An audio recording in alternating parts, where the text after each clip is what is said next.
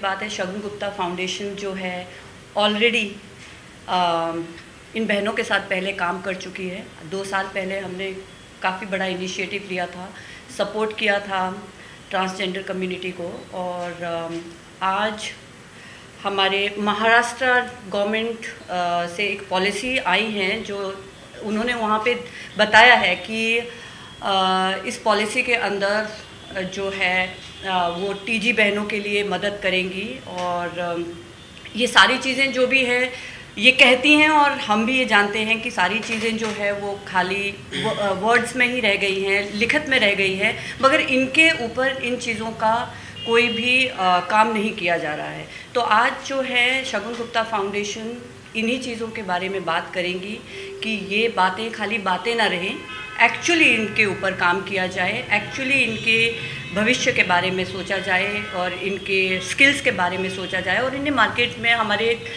सब बहनों के साथ मिलके एक इक्वल रुतबा दिया जाए। मेरा नाम मोना हिंगमीरे है, मैं सदस्य हूँ सखी चार चौकी ट्रस्ट और आजीका घर। तो हमारी फाउंडर है जो श्री गौरी सावंत, उन्होंने 2014 में सुप्रीम कोर्ट में पिटीशन डाला था। वो भारत की पहली तृतीयपंथी है जिन्होंने सुप्रीम कोर्ट में पिटीशन डाला था as a third gender identity.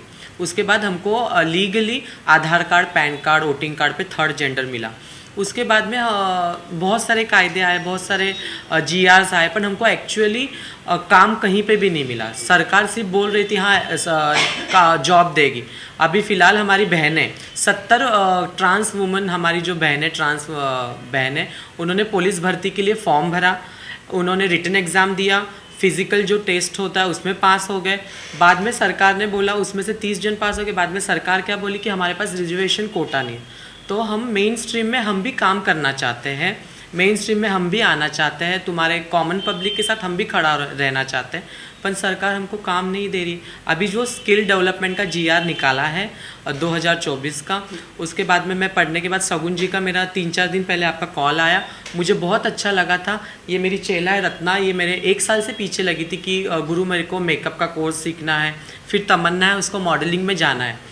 तो क्या मालूम कोइंसिडेंस हो गया, शगुन जी मैडम जी का फ़ोन आया और हम बहुत खुश हो गए कि हमको एक प्लेटफॉर्म मिल रहा है।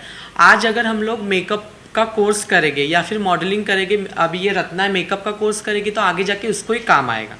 अगर इसने कहीं दुकान खोली, दुकान खोलने के बाद इसका एक खुद का किसी पे डिपेंड नहीं रहेगी, सेल्फ डिपेंड होएगी।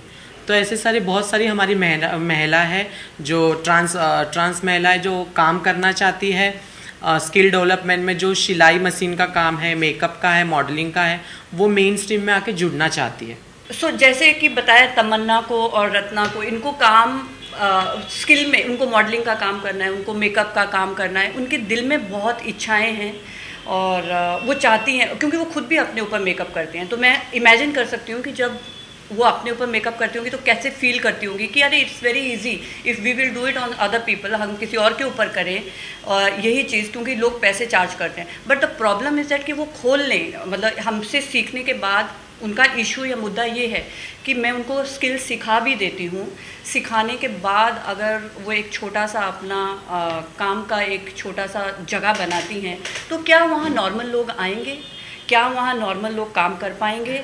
तो सबसे पहले उनका क्वेश्चन यही था। I think we should focus more on this part before we teach the skill, also we should teach them और टेल अदर पीपल ऑल्सो कि हम उनको इक्वल नज़र से देखें और वो हमसे कुछ चीज़ें सीखें और हम उनसे कुछ चीज़ें सीखें। हम उनके अंदर जो है बहुत कला है और काम करने का आई थिंक नॉर्मल इंसान से कहीं ज़्यादा उनके अंदर एम्बिशंस है और कहीं ज़्यादा उनके पास आर्ट है। तो इन सब चीज़ों को ध्यान रखते हुए हमारे पास 2 मुद्दे हैं, एक तो स्किल और दूसरा स्किल सीखने के बाद उनके पास नॉर्मल आदमी आएंगे या नहीं आएंगे, क्योंकि हमें इस चीज़ों को डिफ्रेंशिएट नहीं करना है कि अगर टीजी ने सीखा है तो टीजी के ही लोग हमारे पास सीखने के आए। हमारा मेन मकसद है कि अगर एक टीजी ने सीखा है तो नॉर्मल जनता भी उनके पास चाहे काम करने के लिए और वो उसका मतलब पूरा का पूरा बेनिफिट ले सके और वो 2 पैसे उससे कमा सके। तो यही शगुन गुप्ता फाउंडेशन जो है फोकस कर रही है। एंड सेकेंडली जो हम आज ट्रेनिंग देने वाले हैं, तो ट्रेनिंग में बहुत सारी चीज़ें हैं। Beauty is never ending subject. समंदर में आप जितना खोदते जाओ मतलब कुछ ना कुछ निकलता ही रहता है। तो ब्यूटी एक ऐसा सब्जेक्ट है कि आप बेसिक से लेकर एडवांस तक कभी भी नेवर एंडिंग स्किल्स रहती हैं।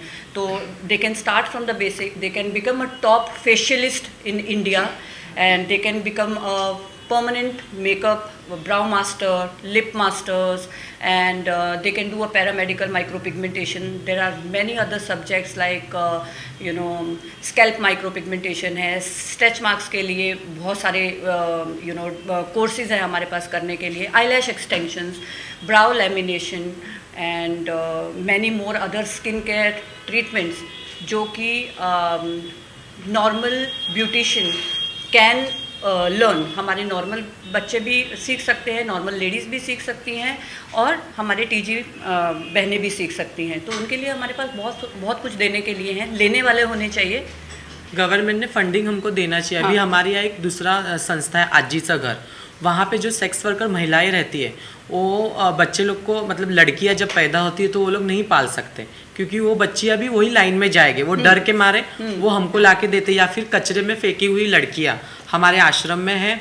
इंटरसेक्स बेबी भी हमारे जो माँ पेट के ट्रांसजेंडर्स रहता है। आपकी बात को मद्देनजर मतलब आपके दिमाग ध्यान रखते हुए मैं कहना चाहती हूँ कि आज सुबह ही मुझे श्री गौरी सावंत जी का मैसेज आया था, जो कि फाउंडर है श्री गौरी सावंत, जो कि फाउंडर है सखी चार चौगी ट्रस्ट आनी आजी चाघर, राइट? हाँ, आजी चाघर।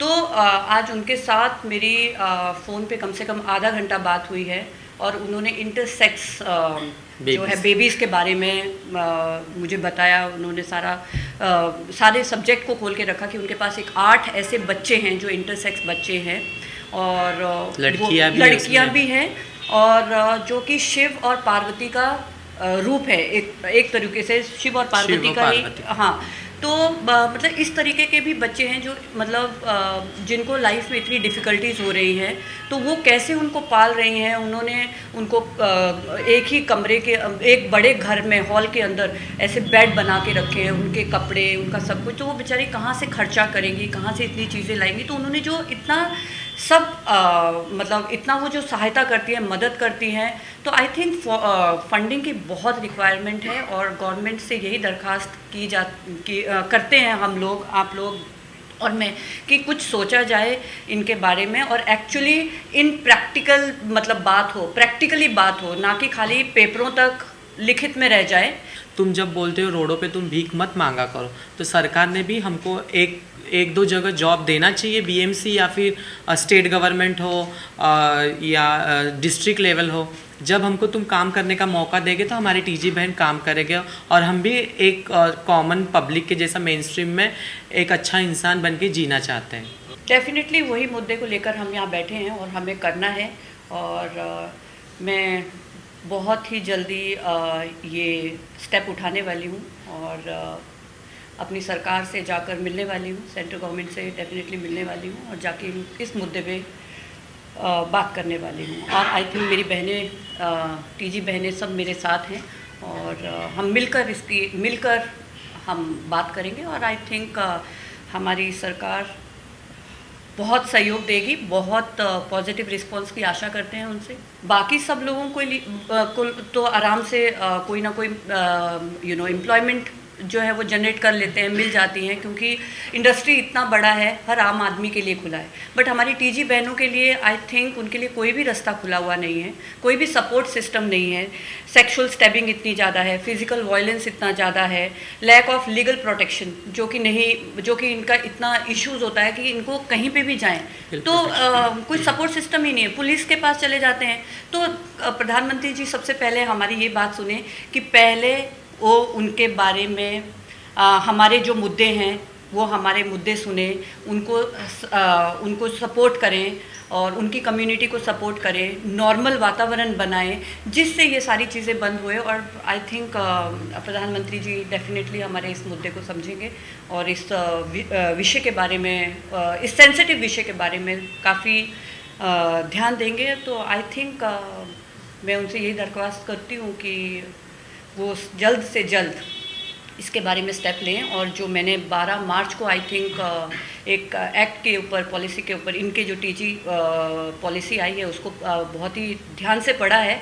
तो उन्होंने काफ़ी चीज़ें लिखी हैं उसमें कि इनको हेल्थ के ऊपर फिज़िकल इश्यूज़ आते हैं तो उसके ऊपर ध्यान दिया जाए, स्किल के ऊपर ध्यान दिया जाए। तो वो हम अपना काम कर रहे हैं। अभी हमारे प्रधानमंत्री जी के ऊपर है, वो हमें सहयोग देना चाहेंगे या नहीं।